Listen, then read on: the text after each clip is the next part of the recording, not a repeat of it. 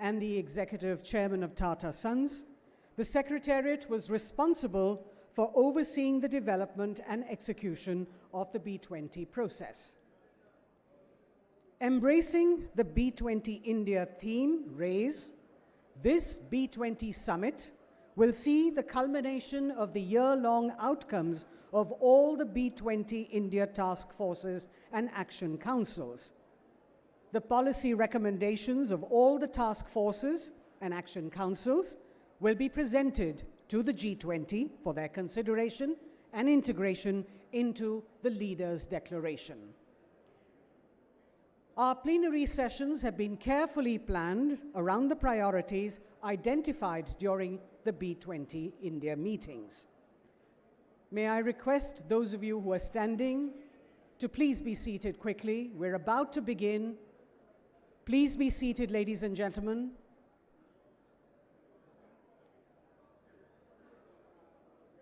Once again, may I request you to please refrain from moving about during the session.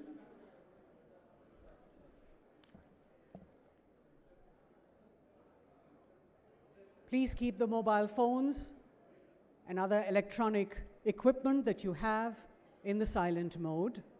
Please be seated once again.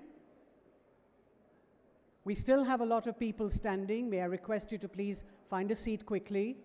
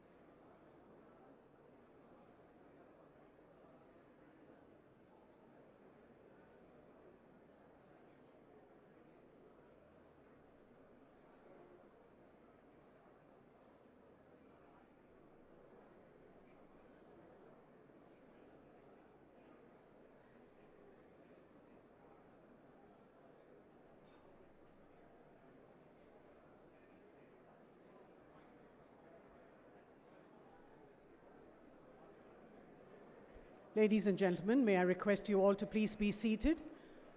Those of you who are not able to find a seat in this hall, we have Shah Jahan ready for you. May I request you to please move to Shah Jahan and take a seat there.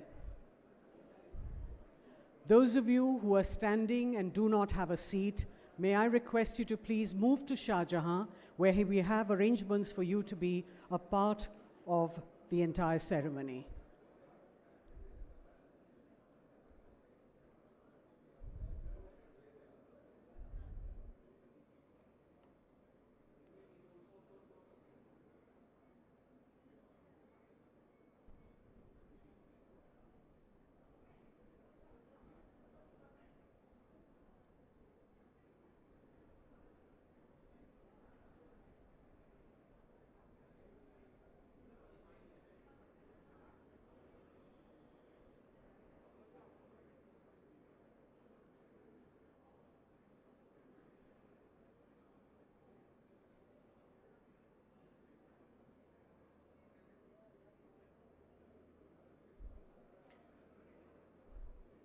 May I request those who do not have a seat in this hall to please move to Shah Jahan, where we have arrangements for you to be able to sit and watch the proceedings.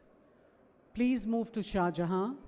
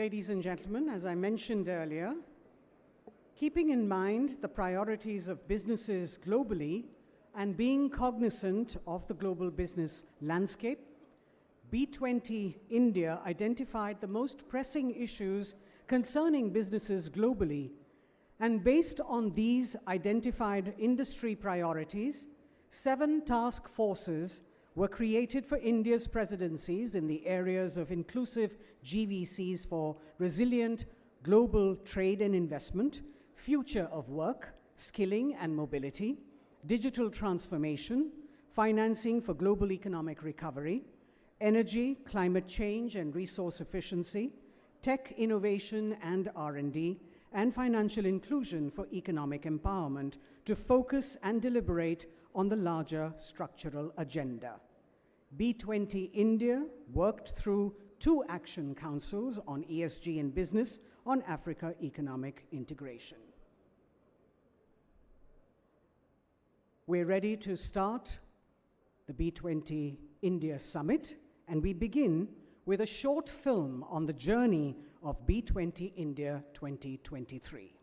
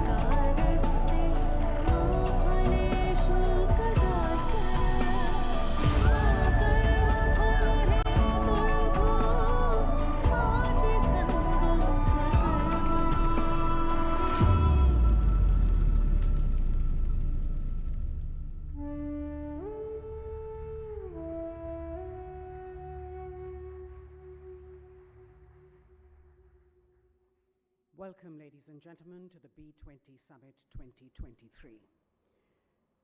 Our first plenary session will have presentations on the key recommendations that have emerged from the deliberations within the B20 India task forces and action councils. And I'd like to now invite up on stage all our panelists. And we begin with the Chair, B20 India Action Council on African Economic Integration and Agenda for Global Business, Mr. Sunil Bharti Mittal. Mr. Uday Kotak, Chair, B20 India Task Force on Financing for Global Economic Recovery. Ms. Mallika Srinivasan, Chair, B20 India Task Force on Inclusive GVCs for Resilient Global Trade and Investment. Ms. Shobna Kamineni, Chair, B20 India Task Force on Futureof Work, Skilling and Mobility. Mr. Sajjan Jindal, Chair, B20 India Task Force on Energy, Climate Change and Resource Efficiency. Mr. Chris Gopalakrishnan, Chair, B20 India Task Force on Tech, Innovation and R&D. Mr. Dinesh Kumar Khara, Chair, B20 India Task Force on Financial Inclusion for Economic Empowerment. Mr. R. Dinesh, the President of the Confederation of Indian Industry. Mr. Rajesh Gopinathan, Co-Chair, B20 India Task Force on Digital Transformation. And Mr. Chandrajit Banerjee, DG CII. Leading the discussion with the 9 task force chairs is Mr. N. Chandrasekharan, the chair of the B20 India. Ladies and gentlemen, please welcome our panelists and our chair for B20 India, Mr. Chandrasekharan. I'd like to now invite the Director General of the Confederation of Indian Industry, Mr. Chandrajit Banerjee, to please welcome all our delegates, guests, and speakers, and to give the introductory remarks.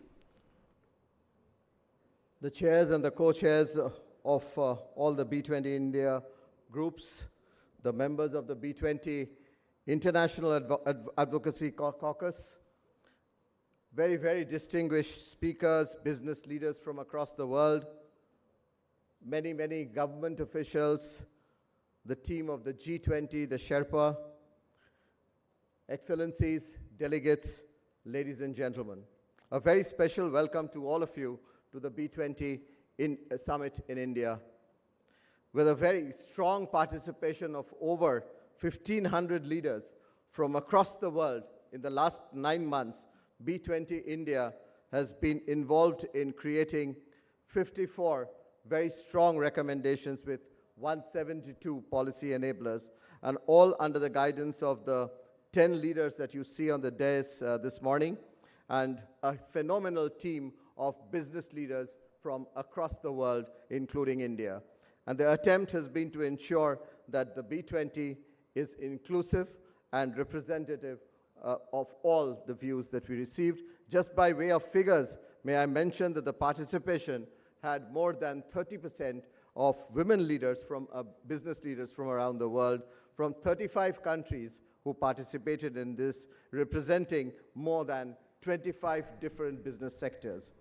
So at the summit today, Excellencies, ladies and gentlemen, we have over 1,700 participants from the businesses across the world, and it represents 55 countries and outstanding speakers in more than 20 sessions over the next 3 days. In the run-up to this event, we had more than 90 different policy advocacy platforms created across the country and also many outside of our country. And those who have added to the different perspectives that have gone into the preparations of the outcome, which will all be reflected in the communique that will be soon released, the B20 India communique. Today, the B20 Summit is also a place for conducting businesses amongst so many of you who have gathered. And therefore, we have more than 600 B2B meetings, which will be scheduled over the next 3 days. Excellencies, ladies and gentlemen, B20 has come a long way. From the Confederation of Indian Industry, CII was one of the founding associations when B20 was officially formed as an engagement group of G20 way back in 2010. Since then, B20 has evolved and become a stronger voice of the engagement groups of the G20. Reflection of that would be seen when our chairs today present here They give their outcomes of the content that have been developed in the last 9 months, as I said.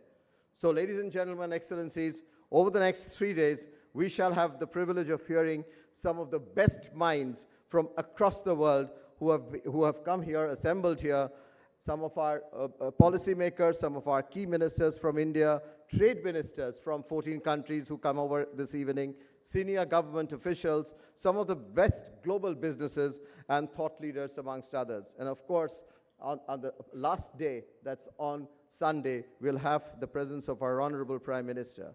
I'm sure we are all eager to hear from our chairs, the task force and the action councils. And before I hand over the floor to Mr. N. Chandrasekaran, the B20 India chairman, may I first felicitate all the chairs for being here one by one. Thank you, ladies and gentlemen, for being here.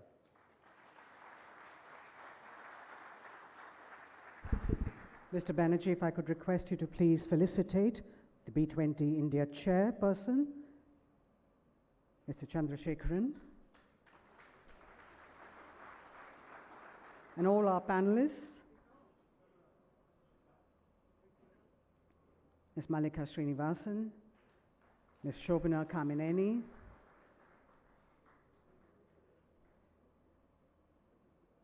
Mr. Chris Gopalakrishnan, Mr. Rajesh Gopinathan, Mr. Sajjan Jindal,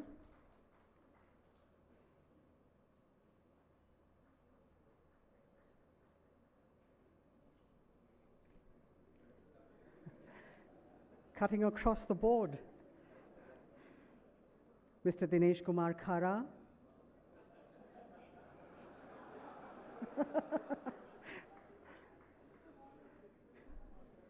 we're ensuring that you've done your 10,000 steps early in the morning, Mr. Uday Kotak,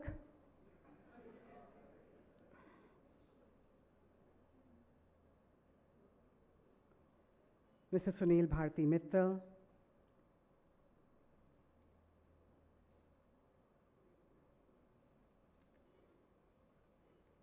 and Mr. R. Dinesh.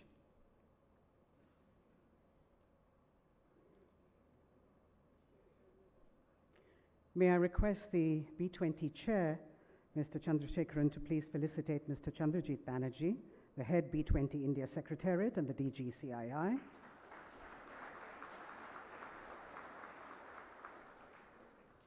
May I now request the B20 India chair, Mr. N. Chandrasekaran, to please set the context of the summit and make the introductory remarks.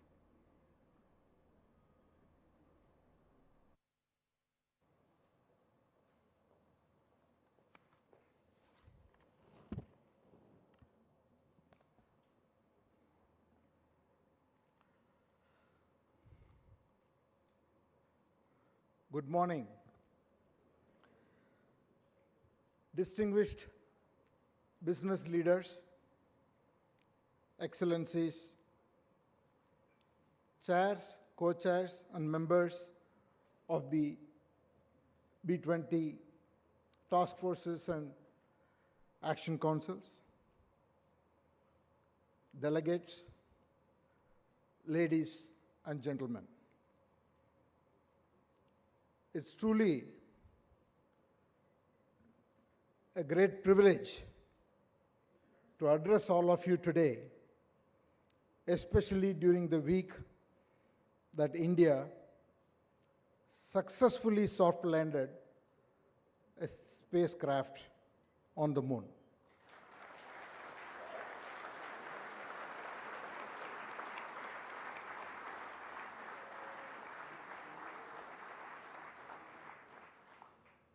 The moon has been a symbol of aspiration for a long time.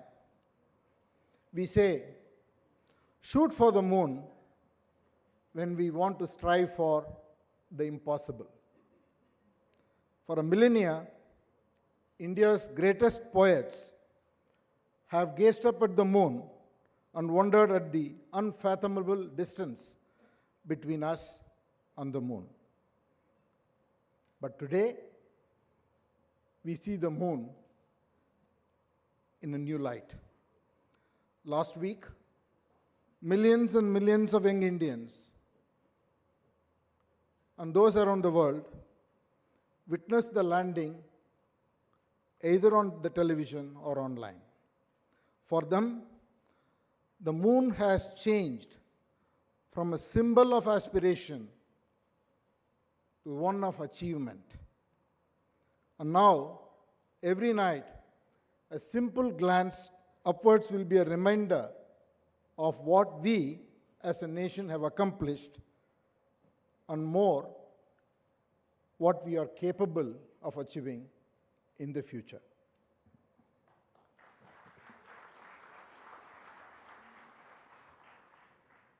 Speaking for the future, it's wonderful to be here today at the B20 Summit. The summit is a culmination of an intensive 7 months of work, of deliberation, ideation, and most of all, forging ties between the business leaders across the world. This year, the B20 Summit is guided by the overarching theme of G20 India, Vasudhaiva Kudumbakam, or One Earth, One Family, and One Future, under the leadership of our Honorable Prime Minister, Sri Narendra Modi ji. The vision outlined India's presidency of G20, encompassing partnerships for the people and the planet. A word about India today. We at India stand as a beacon of growth, on track to achieve around 7% average growth over the next decade.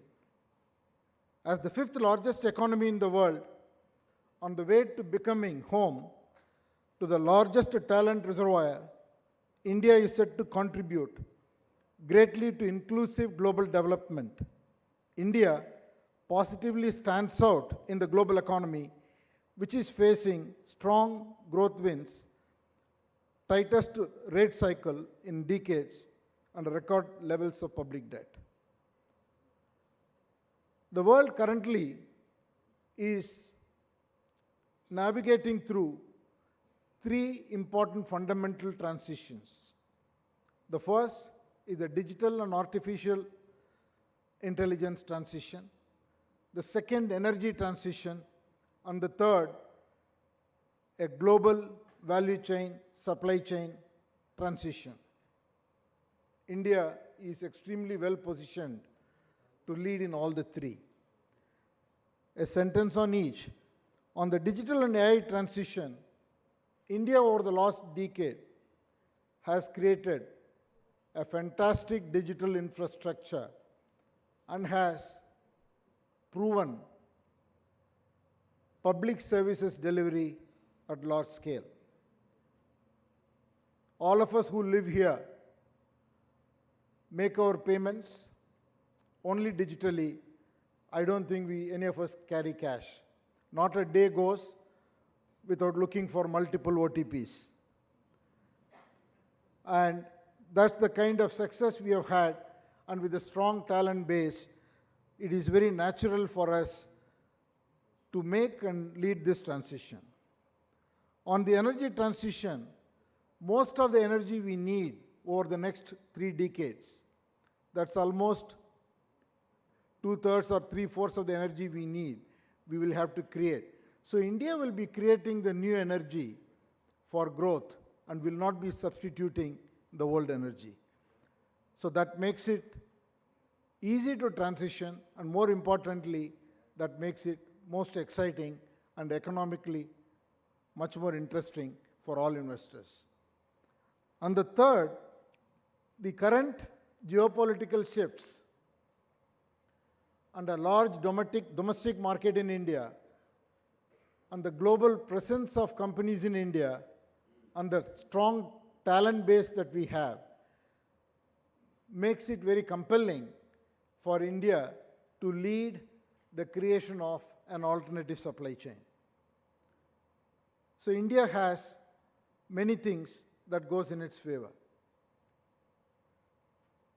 Also, the transformative government initiatives such as the public digital infrastructure, the PM Gati Shakti, the PLI incentive schemes, the Startup India, reduction in corporate taxes, and many of these initiatives are helping India sustain the fantastic economic momentum that we have among the G20 countries.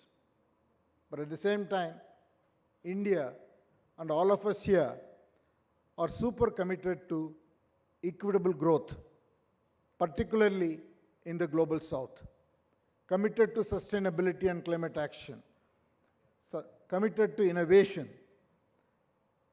and therefore India's growth journey will shape the world's future. So all of these thoughts that I talked about went into the actions that we wanted to take during the B20 India's leadership. When we took over the presidency from Indonesia in November last year, we aimed to build on the great work done by them and also to create new pathways for finding solutions to some of the world's pressing problems. At the start of our presidency, after a lot of collaborative discussions, we came up with the slogan, RAISE, which is being responsible, accelerated, innovative, sustainable, and equitable growth for all businesses among G20 and outside G20 nations. Through a consultative process, we engaged stakeholders across the world and came up with 9 themes, and we formed them as 7 task forces and 2 action councils.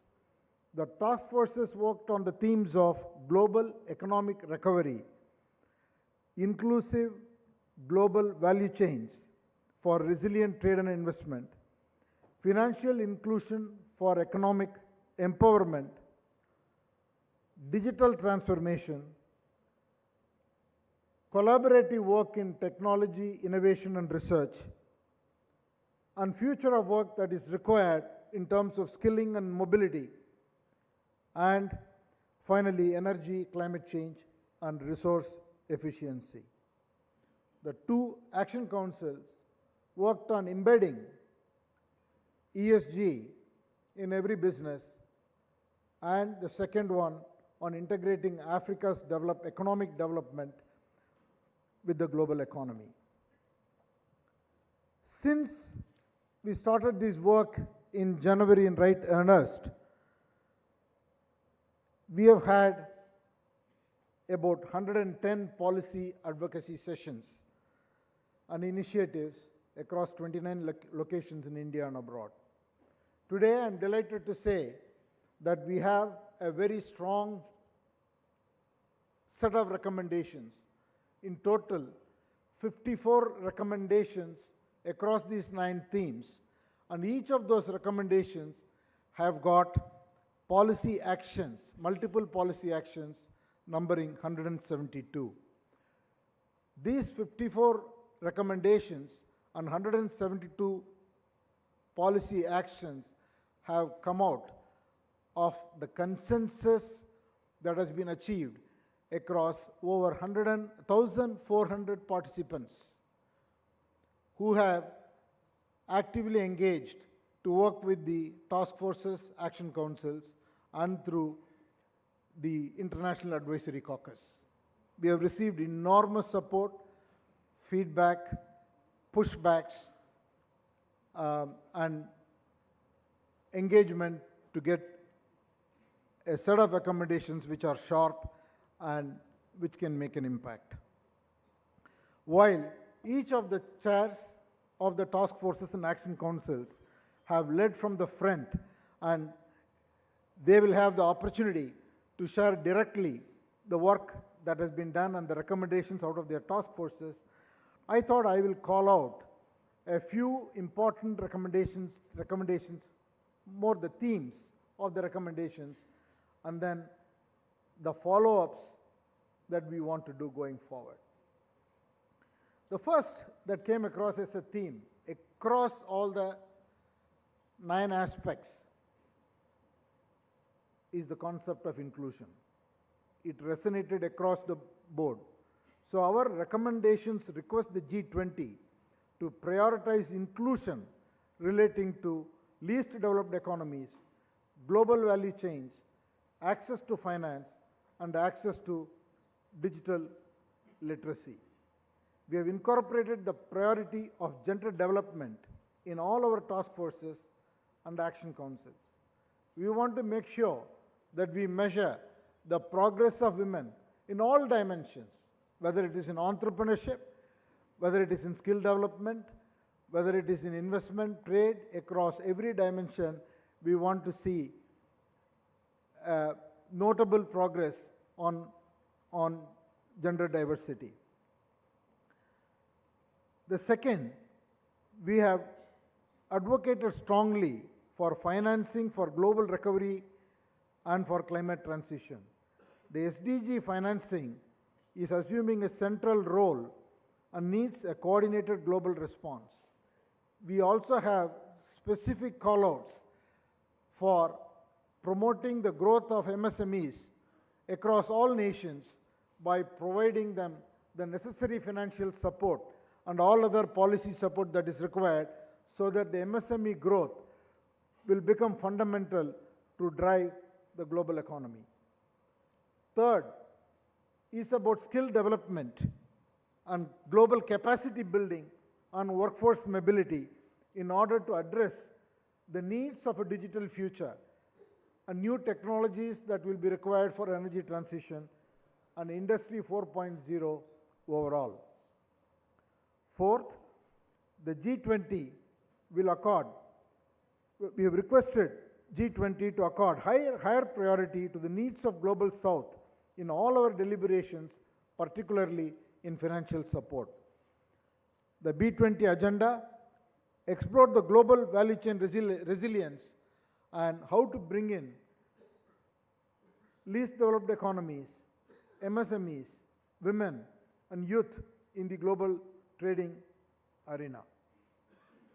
And the sixth, we have also advocated for harmonization of frameworks for ESG, standards in the measurements of climate change, and skills that are required to be uniformly available across the globe by facilitating knowledge sharing, by facilitating movement of mobility, cross-border exchanges. Particularly keep in mind the capabilities that differ between the advanced nations and the emerging economies. Many of these are conceptualized and expanded for the first time. We have also pitched for services to be included. The other point that came out in our deliberations is how do we move forward from just making a policy recommendation to implementation. What is the kind of follow-through that we need to do? The groups deliberated extensively on this, and I'm here to make 4 important mechanisms that I would like to announce today. The first aspect is the institutional architecture to support businesses in the G20 nations and outside for the implementations of the B20 recommendations made this year and in the subsequent years. So we would like to announce a B20 Global Institute. The purpose of the B20 Global Institute is to be an evangelist, is to be a change agent, is to be the knowledge base, thought leader, think tank, with highly experienced people who will work with the B20 nations and B20 chair every year, whichever nation holds the B20 leadership that year, to be able to drive the agenda. It will be a global business institute based in India. A lot of thought has gone in, taking inputs, and to ensure that this institute will provide continuity, will provide the follow-through, so that the whole recommendations are tracked and also kept alive by making the changes that are required on an ongoing basis. The second that I would like to announce is we have proposed to expedite the decarbonization financing in the Global South, drawing on the groundwork established by B20 Indonesia. This endeavor harmonizes sector-specific decarbonization strategies with funding, technology support, and knowledge exchange. The third is another important institutional mechanism. B20 India is introducing the concept of the Global Sustainable Development Goals Acceleration Fund. This fund would use private capital to supplement public resources, scaling projects aimed at reaching the 2030 goals, particularly in developing economies. Fourth, we have developed a compendium of use cases for technology deployment that will serve as a guide to economies and businesses for converging technologies with development. As we navigate the challenges of the present, it is important to remember that our actions today have the potential to transform the world into a more prosperous and inclusive one. B20 India's efforts encapsulated in these initiatives reflect our dedication to turning institutions' intentions into tangible impacts, fostering positive change for global businesses and society. As we come together for a shared vision of prosperity, let us work hand in hand, ensuring that our collaborations lead not just to economic success, but to a deeper prosperity for all. As we kick off today the summit, I would like to express my personal appreciation to Indonesia for their leadership of the B20 in 2022. Their work helped us as a good platform and helped us sharpen our views, and also focusing on creating a system to monitor and advocate the implementation of the recommendations across cycles on a continuous basis. As we consider our work during the year, I also want to thank our Honorable Prime Minister, under whose vision the B20 was able to achieve both an ambitious and concrete outcome. During the next 2 days, I personally look forward to the recommendations being discussed and hopefully a broader acceptance and consensus among all of you sitting here across 55 countries. And hopefully we will have the opportunity to share this with the trade ministers of the G20 nations who will be here this evening and get their support so that the recommendations can be placed in front of the G20 for their adoption. I also want to thank A lot of governmental support we have received from the ministers of finance, commerce, and external affairs, and the secretaries of the various departments. With those words, I want to welcome you all once again for an excellent set of discussions that have been planned over the next 2.5 days. And thank you once again. Thank you very much, Mr. Chandrasekharan, sir.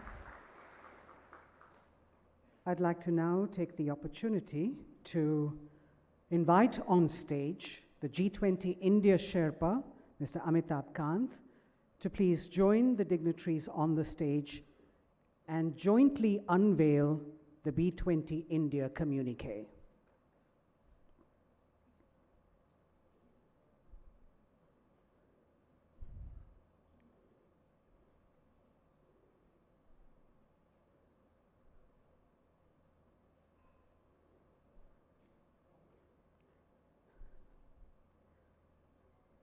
If I could request all our panelists also to please hold up their copies for a photo opportunity.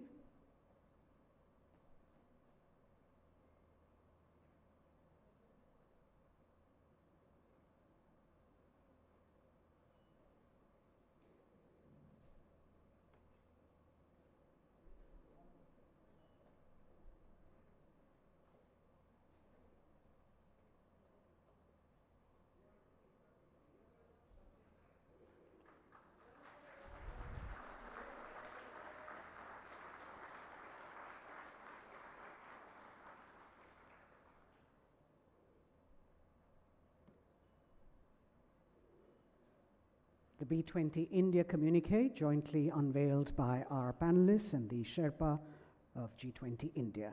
Thank you very much, Mr. Kant, for joining us for the unveiling. Please take your seats. And with the permission of the chair, B20 India, Mr. N. Chandrasekharan, we'd like to now invite our speakers to please come up and make their presentations. First, I'd like to invite Ms. Malika Srinivasan, the Chair B20 India Task Force on Inclusive GVCs for Resilient Global Trade and Investment. Ms. Srinivasan. We have a presentation, ma'am, so if you could come to this podium.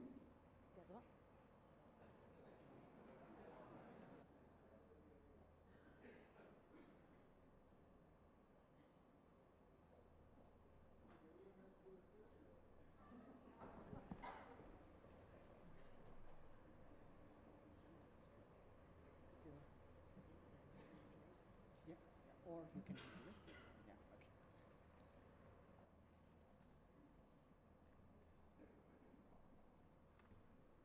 Yeah, okay. Can I have the slides up, please? Good morning. It's an honor to be here today in the midst of an exceptional group of global CEOs, policymakers, trade representatives, academicians, and aspiring young business leaders. At the outset, I'd like to thank each one of my co-chairs on the task force for Inclusive GVCs for Resilient Trade and Investment for their invaluable contribution in shaping the policy recommendations. A special note of thanks to all the task force members from across G20 countries for their suggestions, insights that have added richness to the policy document, and for their collaborative engagement that truly reflected the depth of the commitment to our shared objectives. I take pride in the spirit of collaboration that defined our collective efforts. Being a part of this task force has been a profound learning experience, one that has enriched our collective understanding of the complexities of global trade, investment, and diplomacy. Together, we have not only contributed to policy recommendations that I present on behalf of the task force today, but also forged enduring connections and insights that will undoubtedly guide our future endeavors. Driven by the past experience over the last 5 years, when unpredictable events severely disrupted supply chains around the world, building resilient value chains has emerged as a key focus for businesses, an imperative indeed, while simultaneously ensuring sustainability, security, transparency, and inclusion in global value chains. Set against this backdrop, while maintaining the continuity of key recommendations from previous years and taking them a step forward, this year's task force discussions introduced several new, novel, and pivotal concepts that aligned with the evolving economic and business landscape, and I'd like to touch upon these new areas first. One such focal point is the exploration of the multifaceted benefits that technology offers in the context of trade, addressing challenges and opening new opportunities. The usage of Industry 4.0 tools in trade, encompassing AI, ML, DLT, and blockchain as well, collectively being referred to in the paper as Trade 4.0, has direct measurable benefits in terms of increased efficiency, reduced cost, greater transparency, and predictability, with a resultant enhancement in the resilience of GVCs.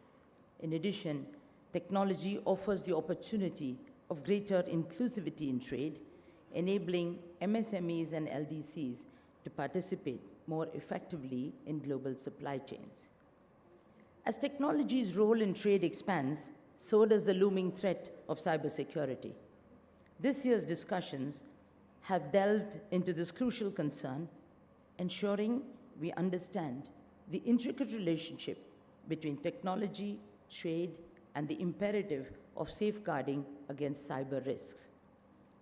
For the first time at this forum, and I think Chairman already mentioned that, the topic of advancing and diversifying services trade, which is currently growing faster than the goods trade, has been brought into prominent focus. Services is estimated to occupy 1/3 of global trade by 2040, and digitally delivered services today occupy, in developed economies, 2/3 of the overall services trade. Services are also now an integral part of manufactured goods, giving rise to the concept of servicification of manufacturing. This changing composition of global trade has emphasized the criticality of understanding the sector's challenges and engaging in global-level deliberations to formulate effective solutions. The task force has begun the dialogue in worldwide collaboration for resolution. Building on the process of the previous years, the task force has not only upheld existing KPIs from previous cycles, but also introduced new KPIs across all themes. This ensures that the insights and recommendations generated are not only translatable into actionable reality, but also establishes a robust framework for monitoring progress and maintaining continuity in our endeavors across B20 cycles. The new KPIs include human development through food security by tracking the number of undernourished people globally, world population engaging in online purchases and the percentage of population using the internet in LDCs, both towards measuring digital penetration, FDI in services by announced greenfield projects, percentage of LDC share in global exports, and formal MSMEs in developing countries with unmet financial needs, again, both towards measuring inclusivity. At an overall level, the task force paper recommends a path towards value chains that are characterized by resilience, inclusivity, innovation, technology, and sustainability. The task force recommendations emphasize robust and collaborative frameworks, agile regulations, and adaptive strategies along 4 priority themes: building resilient and sustainable global value chains, technology and trade, crossing borders with Industry 4.0, diversifying and advancing the services trade, and fostering inclusive trade for LDCs, MSMEs, women and youth. I'll touch briefly upon each of these recommendations and the policy actions. The first one on building resilient supply chains. As mentioned earlier, resilience has occupied center stage in the business of global value chains. Equipped with insights from the experiences of the disruptions caused by the pandemic and other geopolitical developments, the task force recommends establishment of a collaborative cross-border early warning systems for the detection and mitigation of potential trade disruptions through tech-enabled mechanisms and partnerships. Stress testing of value chains would be an enabler to boost proactive preparedness of GVCs across nations. In the evolution of risk-mitigated strategies, the role of government in infrastructure creation and promoting international cooperation, and that of the private sector in risk-mitigated sourcing and substitutability of materials have been emphasized. Green lanes for food security to avert a humanitarian crisis is recommended in the policy paper. Consistent with previous B20 cycles, this year's task force has repeated the advocacy for meaningful reform of the WTO, including re-establishment of the appellate body for dispute settlement and the review of the agreement on subsidies and countervailing measures, among other agreements. It is also imperative that sustainability is woven into the fabric of global value chains. The policy paper highlights the need to ensure that policy measures to support sustainability are multilaterally compliant and fair to all nations, keeping in mind their differential developmental status. Cross-border collaboration on ESG standards and carbon measurement will not only mitigate the risks associated with climate change, but also unlock new avenues for growth. The B20 calls for policies to encourage FDI flows towards green, sustainable, and circular business models. Technology and trade. In the application of technology and trade, there are challenges in terms of nations. Could I have the next slide, please, on technology? In the application of technology and trade, there are challenges in terms of nations being at various stages of digital maturity, with different levels of digital infrastructure and technology adoption. In addition, increasing number of cybercrimes, the lack of interoperability, and disparity in rules and regulations on digital trade and cross-border data flows can hinder the adoption of Trade 4.0. The task force calls upon the G20 to encourage and facilitate nations to invest in digital infrastructure in emerging economies and in poorly connected regions. The policy recommendations also advocate for facilitating interoperability in standards and protocols for digitizing and exchanging data, thus streamlining digital trade transactions. It urges nations to cooperate to address cybersecurity concerns on a large scale across value chains that transcend borders. Diversifying and advancing the services trade, specific policy actions in the area of services that are aimed to ease the advancement of the services trade relate to the classification of services and the disaggregation of embedded services in manufacturing. Facilitating the secure flow of data through addressing regulatory standards while ensuring privacy and cybersecurity safeguards can unlock new avenues of growth, and the paper stresses this aspect and the need to foster LDC participation in the services trade through investment, mentorship, and skill upgradation. And finally, the fourth recommendation, the inclusivity agenda is at its inflection point today. The economic slowdown, rising inflation, and risks emerging from geopolitical conflicts, if left unaddressed, can trigger millions being pushed into extreme poverty, and the paper calls for addressal of these. LDCs, micro, small, and medium enterprises, women and youth remain underrepresented in a global trade, and the policy paper highlights the criticality to bridge the economic divide faced by these segments through the creation of opportunities, institutions, platforms, skill building, and appropriate regulation. The task force calls for the development of requisite infrastructure and trade financing for the enhanced participation of marginalized trade participants in global trade. a concerted, collaborative, and cohesive effort through inclusive trade and investment policies would be in the true spirit of the concept of the world as one earth, one family, one future. The task force believes that we all together can shape a future where trade and investment flourish, creating a more prosperous, inclusive, and resilient world. Thank you, and thank you for this opportunity.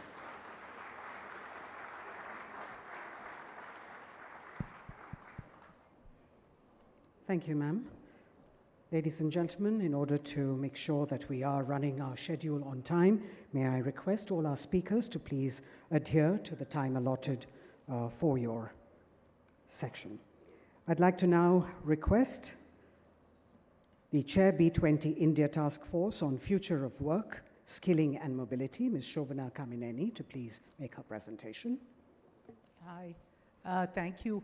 In the interest of time, shall I just sit here and I have just 2 slides? Cool. Okay, thank you. Good morning to everyone, and really must say that it's been such a great experience. I want to thank the chair, B20 India, Mr. Chandrasekharan, for asking me to lead this.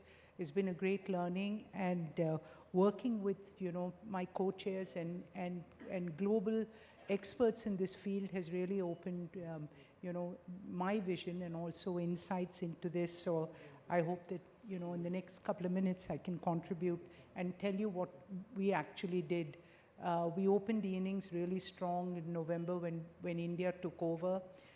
We have 179 members on from G20 countries, the 20 G20 countries and 7 other countries. So I think very, very diverse people in this. Their active contribution and inputs created multiple drafts, and the policy paper we ensured was both robust and had sharp recommendations. One thing I can tell you, Chandra and Mr. Kant, this is probably the shortest document you would have got. We kept it under 60 pages, and we said, let's make this into an interaction that would actually, that would help the ministers, be able to conclude a policy on this. So we just took 3 frameworks, and I want to dive straight in. So we did the future of work, skilling, and mobility. We used these 3 sharp pillars, of course, under the RAISE framework, and then said, what could we do? And we have, from there, just 7 recommendations. So what is this thing about the first pillar, which is the future of work? So the nature of work, as all of you know, has really changed, not just post-pandemic, but actually whatever we've been experiencing, whether it's generative AI or technology and conflict and population rise. So the nature of work, the nature of workplaces also has drastically changed. And I do not want to get into it because all of you as business leaders have been dealing with this and understanding and rapidly shifting. And the third is the nature of the workforce is experiencing dynamic changes also in terms of concentration. So there's a need now to recognize and enable diverse forms of work, including open-ended gig workers, fixed-term, agency, part-time, and the self-employed work, as well as a means, how do you organize them? And the platform workers, they're flexible work markets now. And all these are crucial for all our businesses to enable them to respond to the changing markets and for future disruptions. So there's a whole context of what we needed to do under this pillar. The second pillar I want to move on to is really about skilling.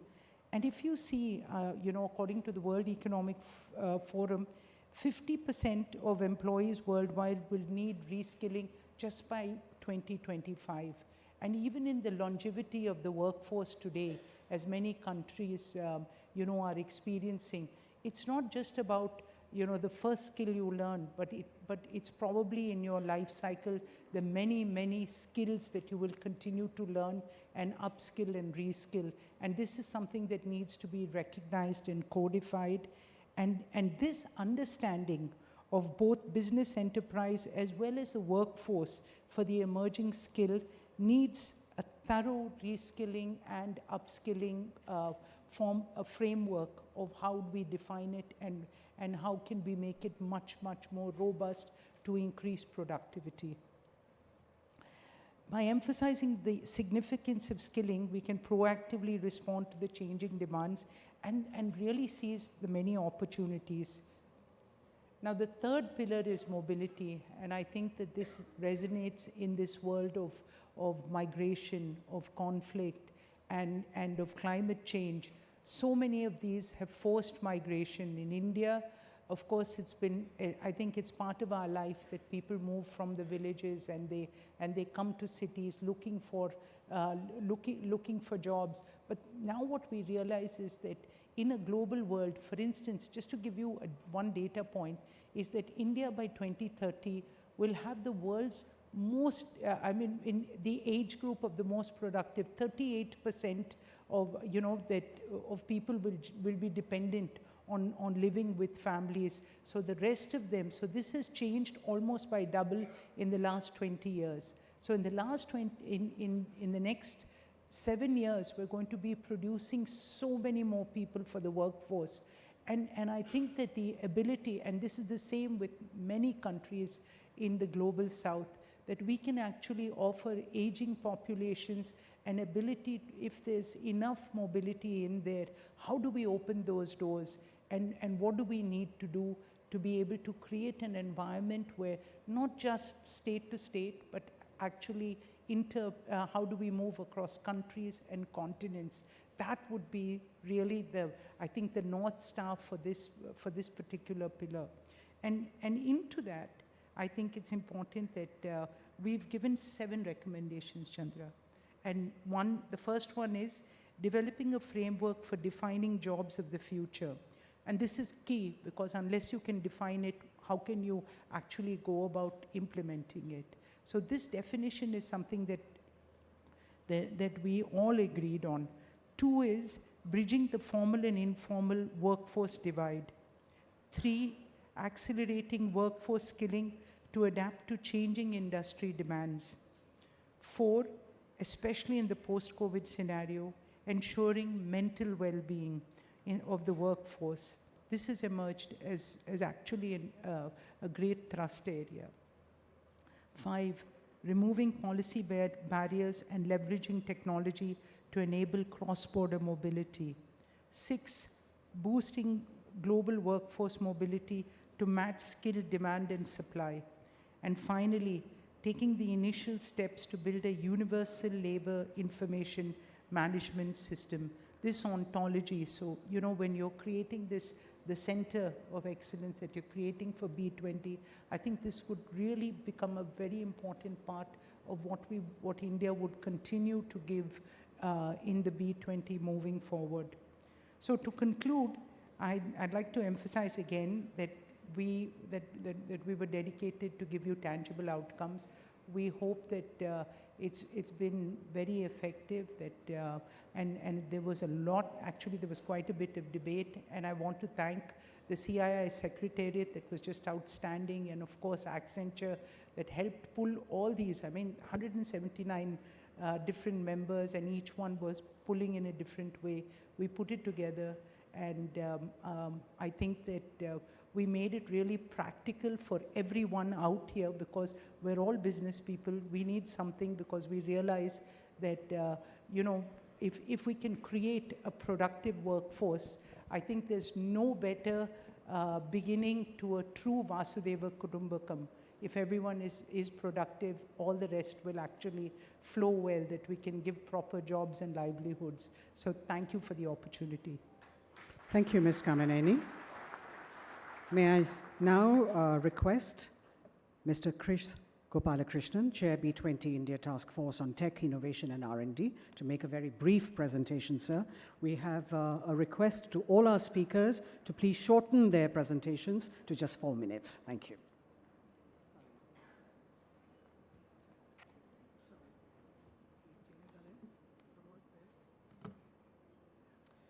Good morning to all of you.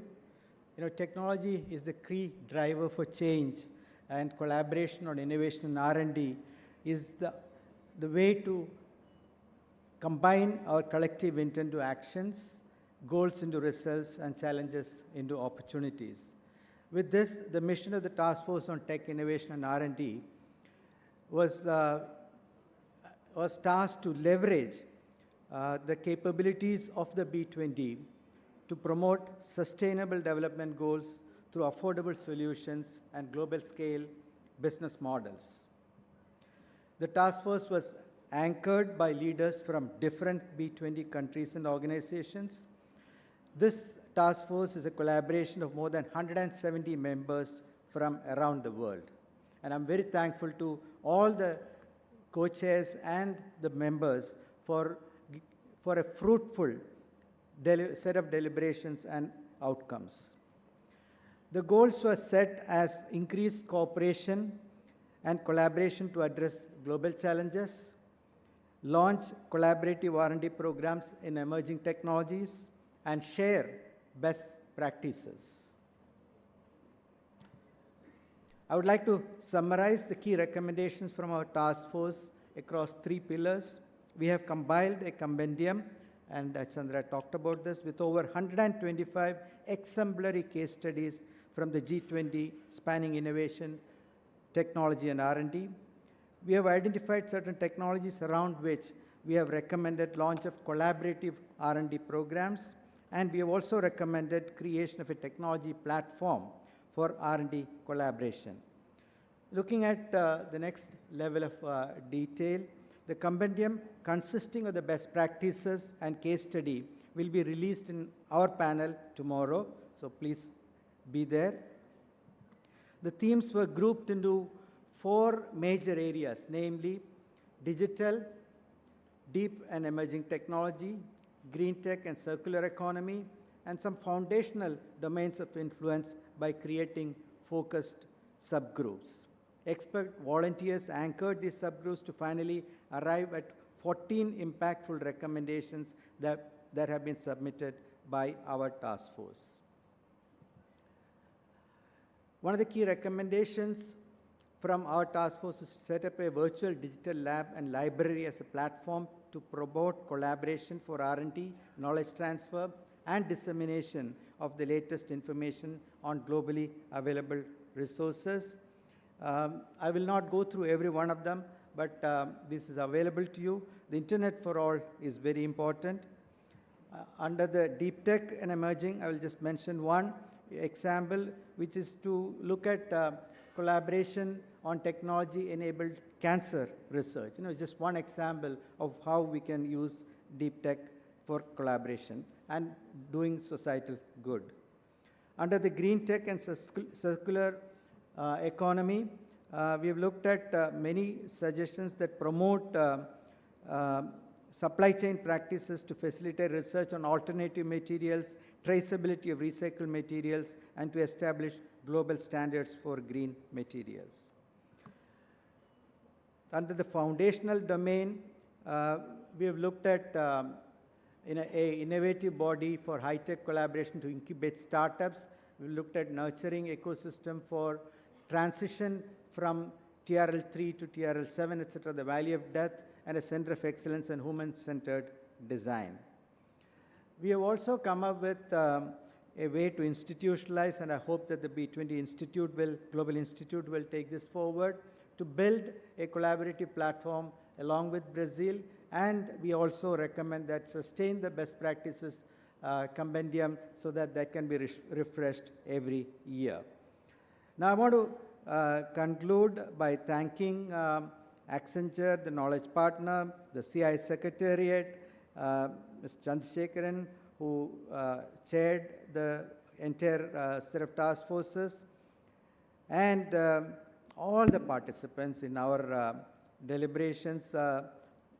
Without their complete cooperation, we would not have succeeded. Thank you all very much.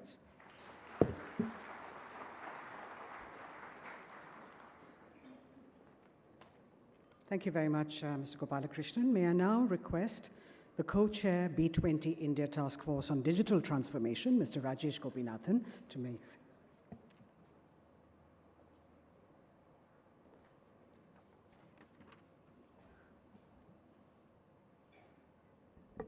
Good morning, everyone. On behalf of my co-chairs,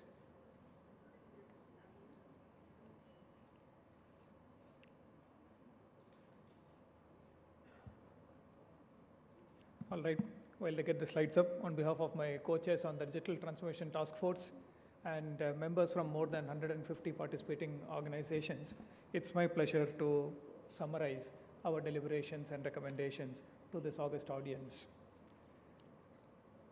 Can I have the slides up, please? Our deliberations focused on 4 priority areas. Next slide, please. These cut across what we believe are 4 foundational themes required for digital transformation. First being promoting universal connectivity.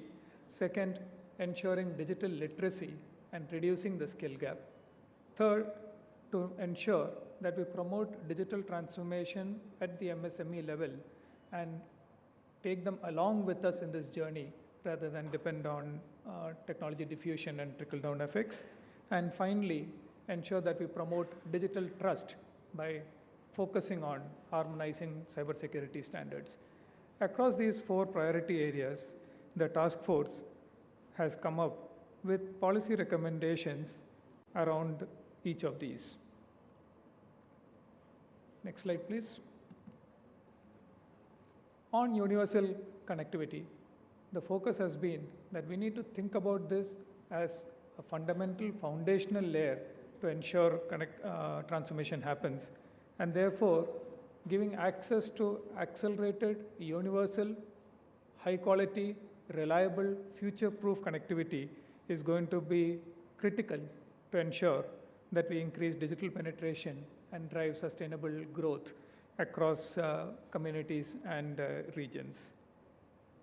On digital literacy, the main focus that we wanted to make sure was that we drive inclusivity by developing a global minimum standard for digital literacy, which will allow for international skills portability, similar to what Ms. Communique spoke about on the digital skills side. And this will be critical for the creation of an inclusive and diverse workforce throughout this entire space on the digital side.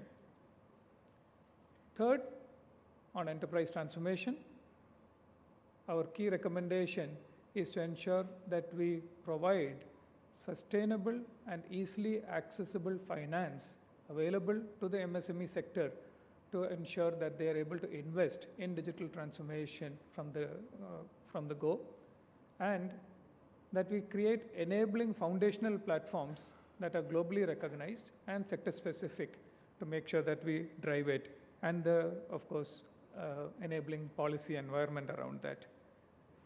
And last but not least, coming to the area of digital trust, our recommendations essentially focus on ensuring that we harmonize the plethora of cybersecurity standards and frameworks that exist in the various jurisdictions that we operate in, which are represented by the G20 countries, and to ensure that we provide easy to adopt and a reliable, resilient framework which will allow cybersecurity across this entire thing and ensure digital trust is built into the whole ecosystem.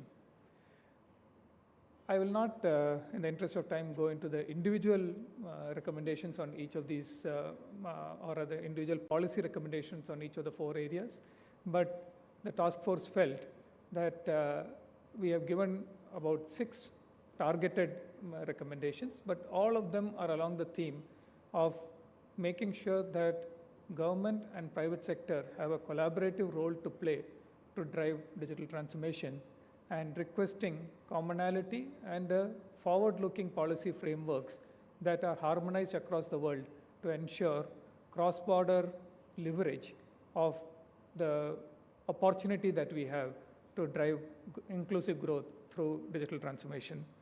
Thank you very much for your attention. Thanks.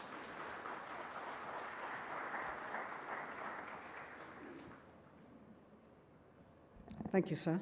I'd like to now request Mr. Sajjan Jindal, Chair B20 India Task Force on Energy, Climate Change and Resource Efficiency, to please share his recommendations. Good morning, ladies and gentlemen.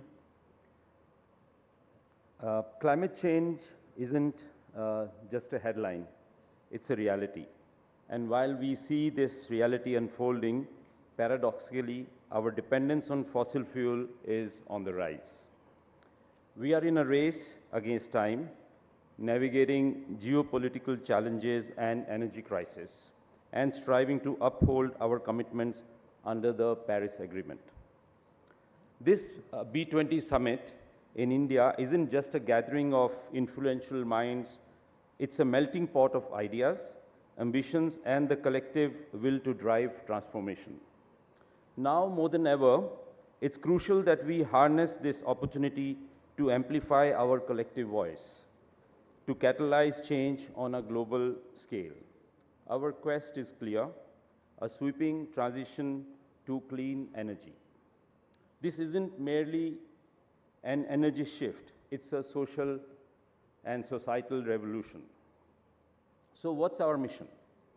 A shift to clean energy that's so profound, it will touch every aspect of our lives, our economy, our supply chains, our daily business, even how we power our homes. Our B20 task force knows what's at stake. What we are pushing for can be summarized under 4 broad heads. Firstly, global cooperation for net zero transitions. Our planet doesn't have borders.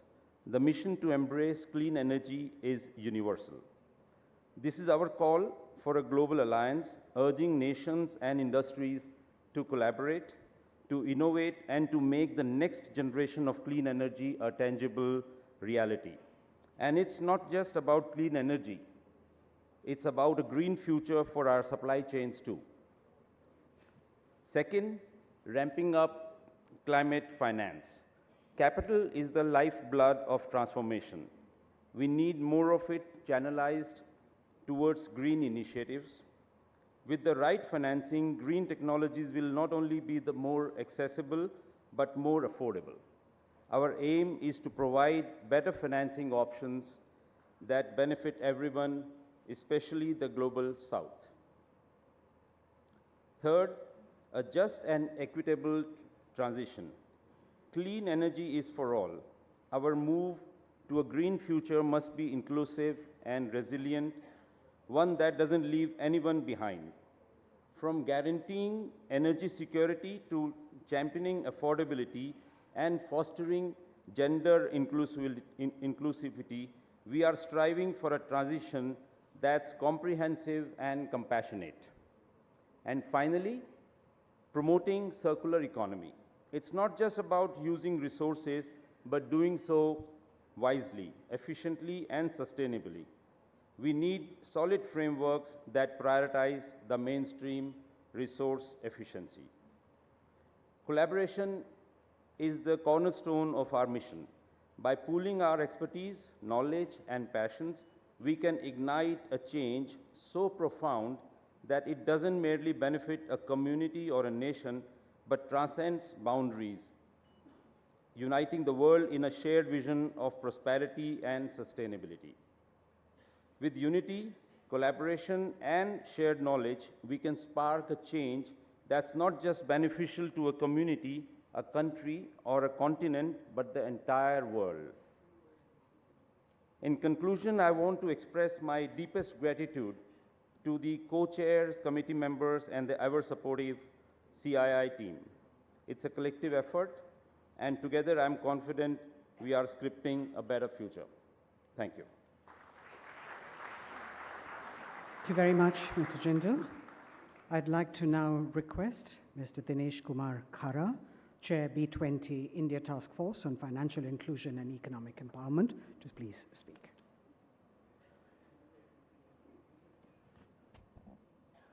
Thank you very much. Good morning to all of you, distinguished speakers and delegates. It gives me immense pleasure to be before you on a very important subject, which is Task Force on the Financial Inclusion for Economic Empowerment. I would like to begin by thanking all my co-chairs and members, which numbered almost about 100 from many different countries, who have proactively guided the task force on financial inclusion for economic empowerment. Actually, if one really looks at it, financial inclusion as a theme has been a part of B20 deliberations for a very long time. It was first at the Pittsburgh Summit in 2009 that a financial inclusion expert group was constituted. Interestingly, what we have observed is, over the years, concerted efforts have been put in at the B20 platform to advance the financial inclusion. COVID-19 boosted the adoption of the digital financial services since 2020. About 40% of the adults in developing economies, excluding China, are the one who made a digital merchant banking payment using a card, phone, or the internet. And more than 1/3 of the adults in developing economies who paid a utility bill directly from an account, they did it for the first time after the start of the pandemic. Despite COVID-19 boosting the adoption of the digital financial services, the gap in financial inclusion have widened post-pandemic, especially for developing and least developing countries, as well as for micro, small, and medium-sized enterprises. The difference in financial inclusion across the countries reflect differences in the level of maturity of ecosystem and enablers, and also the range of products, etc. So in this backdrop, it gives me a great pleasure to share with you some of the policy paper. We had the opportunity of deliberating for the policy paper, which we have developed after numerous discussions. The Global Findex database 2021 of the World Bank estimates that almost 24% of the adults globally do not have access to the formal banking account. Similarly, only 29% of the adults place their savings in the banking system. In a similar vein, micro, small, and medium enterprises are also experiencing increased financial disparities. So in this backdrop, the major task was to really address the challenges, and the key focus areas which were identified was to develop a framework for financial inclusion and economic empowerment, and based on the progress made so far, define the priorities for financial inclusion, and also to make policy recommendations. So 11 key priority themes were identified, and which were essentially in terms of creating the ecosystem and the enablers, product, and also the legal and the regulatory requirements which needs to be improved upon.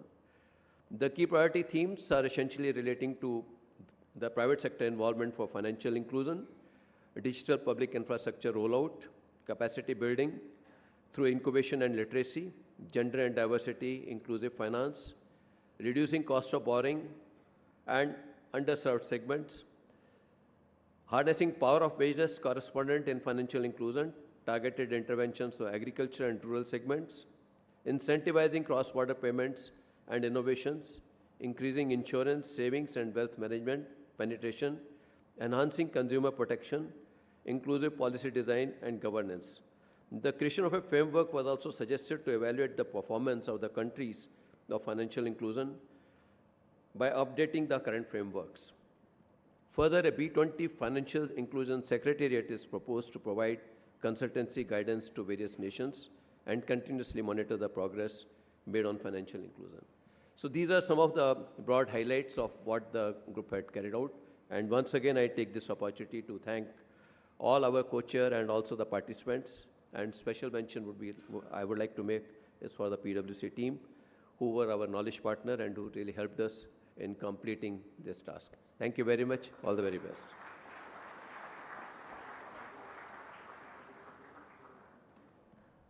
Thank you very much, Mr. Khara. May I now request Mr. Uday Kotak, the Chair B20 India Task Force on Financing for Global Economic Recovery, to please give his recommendations. Thank you. I'm going to reduce walk time without increasing talk time. Friends, I think we've seen a whole host of priorities come out in terms of the global self-development goals. I'll talk a little bit about financing of these goals and where is the money going to come from. And my points are essentially three. How much money do we need? Where is it going to come from? And how do we narrow the priorities to achieve the key important goals? So first, in terms of the amount of money required over the next 7 to 10 years is about $4.5 trillion. I see many bankers and financiers in the audience in addition to some of us on the dais. So I suppose that should not be a big deal. Isn't that correct? $4.5 trillion. So the second point is, how are we going to finance it? And I want to say that here, both from the point of view of our task force as well as the chair of our, from India, Mr. Chandrasekhar, he said this is B20. Therefore, don't come out with ideas about how governments should finance it. Come out with ideas about how private sector should be really financing it. And that was something which I remember having a discussion with Mr. Amitabh Kant as well. What will private sector do to produce the money rather than advising government how to produce the money? So in terms of private sector, we've got a very specific idea, and I think Chandra referred to it, is the formation of a global acceleration fund. And here I want to share with you the idea which we have actually implemented in India. Every company in India contributes 2% of its profits for CSR. And what we are proposing is a concept for the world, which is every business in the world contributes 0.2% of their profits to social development goals, which are a priority for the world. And I would recommend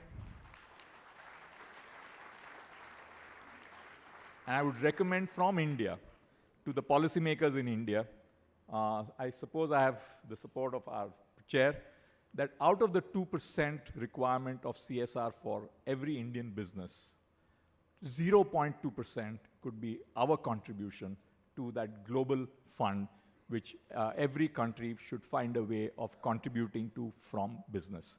And this could be a game changer because most of the time, business has the habit of advising well, but not necessarily doing enough from its side. So that is a very significant point of view, and I would recommend the G20 nations to find out ways in which businesses can contribute voluntarily or through regulation or law, 0.2% of their profits to this very important transformational goals which we have set out from G20.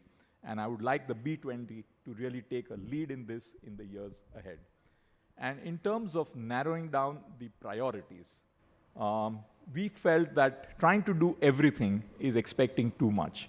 And we have narrowed down priorities to 4 areas. One is climate change, second is energy, third is biodiversity, and fourth is ocean pollution. So we, out of the self-development goals, focus on financing these 4 areas: climate change, energy transition, biodiversity, and ocean pollution. The other area which we found a big issue was always domestic financial sector. So we are recommending building of capacity in the domestic financial sector, which is including taxonomy, local regulation for encouraging achievement of self-development goals by businesses and the financial sector in the respective countries. And with this, I would like to say, let's do it well, let's prioritize, and let each of us from business and private sector contribute to the global good. Thank you very much, friends. Thank you very much, Mr. Kotak. May I now invite the Chair, B20 India Action Council on African Economic Integration, an agenda for global business, Mr. Sunil Bharti Mittal, to please share his recommendations. Thank you very much. A very good morning to all of you. I am very conscious that we are well over time, and I'll be brief. Hopefully we have a major session this afternoon on Africa Economic Integration Council. First of all, I'd like to really acknowledge and thank Chandra for having led the B20 agenda here in India. B20's job is really to be a feedback mechanism into G20. And having been the chairman of ICC and the part of chairmanship for 7 years, I have deeply been engaged with the B20 process in Turkey, in Germany, in China. And I can tell you most of the time, the stuff that we do in B20 does not necessarily get into the G20 agenda. But every now and then, there are one or two issues which get picked up and then get carried through all the way through a consensus statement and perhaps execution in the G20 agenda. And that's precisely what we're hoping for here. Somebody like Chandra, who's a very busy body CEO of a very large conglomerate, has given enough time for me to get the confidence that some of the recommendations that will go out of the B20, and some of them are really very powerful, will finally find a very strong echo in the G20 next month.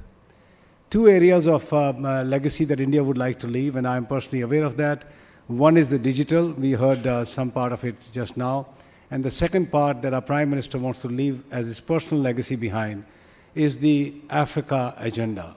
Africa economic integration has been an issue which has been debated at length for the last several decades. It's picking up momentum. You have all seen our Prime Minister deeply engaged with the world leaders to get AU, the Africa Union, as a permanent member of G20. I personally believe we are going to see this happen during this G20, that AU becomes a permanent member. There are a few people who have been invited, like Nigerian president and a few other countries from Africa, but African voice on G20 is now absolutely important. In my own opinion, Africa is the last continent of hope, one of the most populous young continent around the globe, but equally one of the most backward parts of the world. It really needs to get attention, and I'm glad that India will be taking leadership in this particular area. We have made 5 recommendations, and I would like to thank CII Secretariat of having assisted us in this. BCG was our knowledge partner, done a fabulous job, and more importantly, my co-chairs from across Africa and India, who have been very active in putting these recommendations together. We received 100 feedback recommendations from our members and co-chairs, and unanimously we moved forward with these 5 pillars which are presented in front of you today. I will not go into those details. I'll just pick up one and conclude with that. 60% of world's arable and yet uncultivated land is in Africa. Many parts of Africa, I personally travel to Africa a lot, including places like Democratic Republic of Congo. All you need is just throw seeds and crop will grow. The land is so fertile there, yet even that is not being done. Today we are all seeing the crisis that the world is going through on food production, especially with Ukraine getting out of equation of supplying wheat to African nations and many other poorer countries. Prices have soared up. Just adopt Africa as a place to do agriculture and perhaps some value-added agriculture. The entire world can change. 5–10% of that 60% of uncultivated land can dramatically alter the food chain and food ecosystem of the world. In my own, therefore, opinion, India's focus this time in G20 to direct energies towards Africa is the right one. I'll talk more about it in detail this afternoon, but once again, I would like to thank all our business leaders who have been part of this B20 agenda, of having very strongly put together a very, very, very keen recommendations for G20 to look at. Thank you very much. Thank you very much, Mr. Mittal. May I now request the President, Confederation of Indian Industry, CII, Mr. R. Dinesh, to please. Thank you. On behalf of the ESG Action Council, I would like to present this. There is little doubt that ESG has moved from being a social responsibility to a competitive differentiator. The question which this council was trying to address was how can we speed up the adoption and how do we make sure that the greater number of organizations actually adopt this as a practice. When we looked at the issues which were highlighted, it came out that there were challenges with regard to the frameworks and the standards, especially with regard to the number of reporting formats which were there. There were 30 disclosure frameworks, 16 sustainability reporting frameworks, and therefore there was a need for bringing in the standard terminologies, definitions, and objectives which could make sure that interoperability and avoid concerns on greenwashing, etc. The second was how do we bring mandates and market incentives to push companies to adopt ESG principles because they were clearly absent. Third, the widely used frameworks did not take into account or give recognition for the priorities of the global south, on adaptation, resilience, to manage transition risks, rural livelihoods, and also damage to property, etc. Therefore, the overarching approach to the policy recommendations were actually broadly four. First, how do we make sure that we have universally adaptable ESG standards and disclosures? By this, we don't mean standards being common, but making sure that we harmonize them and considering the context and needs of the global south being kept in mind. Promote a level playing field on the harmonized standards, definitions, and of course the taxonomies by both covering developing and emerging markets, large and small businesses, and most importantly, the supply chains. Third would be on accelerate adoption of ESG through the necessary incentives and make sure we reward organizations that do not necessarily follow the ESG practices for themselves, but work with their MSME partners and make them part of this journey. Lastly, the Action Council felt the need to build resilience in the near and medium term to counter the climate transition risks while we continue to maintain the focus on net zero.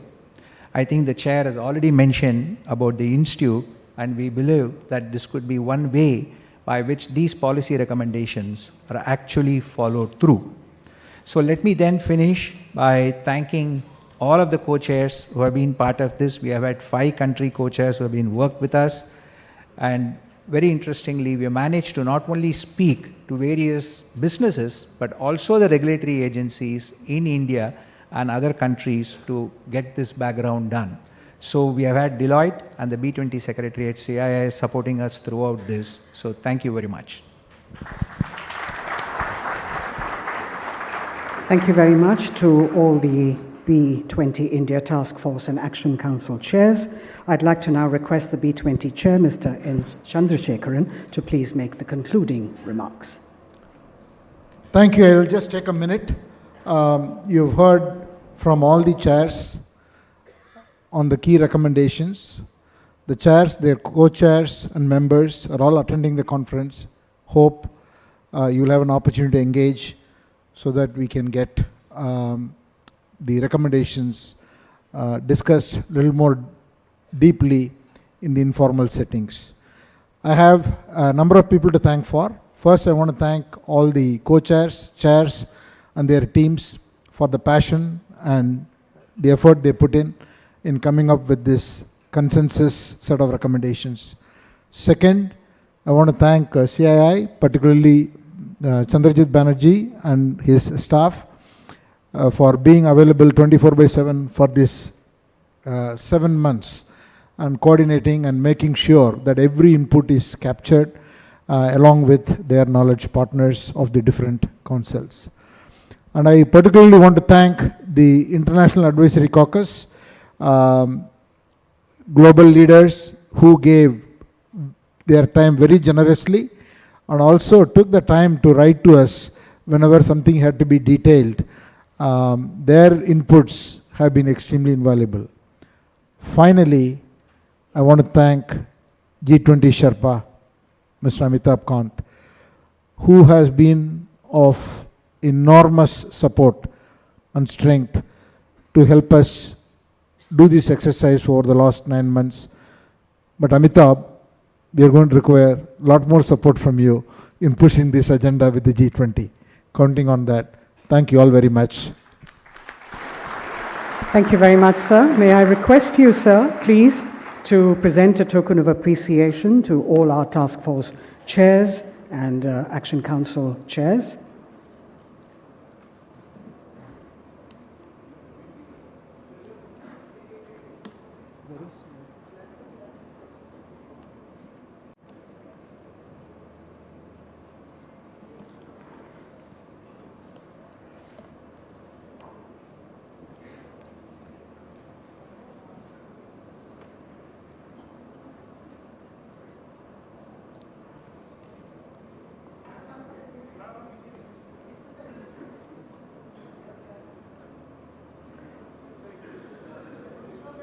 Thank you very much, ladies and gentlemen. We'll just quickly make those presentations.